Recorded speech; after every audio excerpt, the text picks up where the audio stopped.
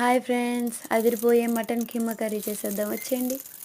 ముందుగా మనం బాండి పెట్టుకొని అందులో ఆయిల్ వేసి మసాలా దినుసులు, కరివేపాకు, కొత్తిమీర, అల్లం వెల్లుల్లి పేస్ట్ వేసి అది పచ్చివాసన పోయేంత వరకు వేపుకుందాం. తర్వాత ఉల్లిపాయ ముక్కలు, పచ్చిమిర్చి ముక్కలు, టమాటా ముక్కలు వేసి మెత్తగా మగ్గపెట్టేద్దాం. తర్వాత అందులో కొద్దిగా పసుపు, సాల్ట్, గరం మసాలా, ధనియాల పొడి, కారం వేసి బాగా కలుపుకోవాలి. మెత్తగా ఉడికిన వాటిలో మనం కడిగి పెట్టుకున్న మటన్ కీమా ముక్కలు వేసేసి బాగా కలిపేసుకున్నాం. అది ఒక 25 నుంచి 30 నిమిషాల వరకు మూత పెట్టేసి మగ్గబెట్టుకోవాలి.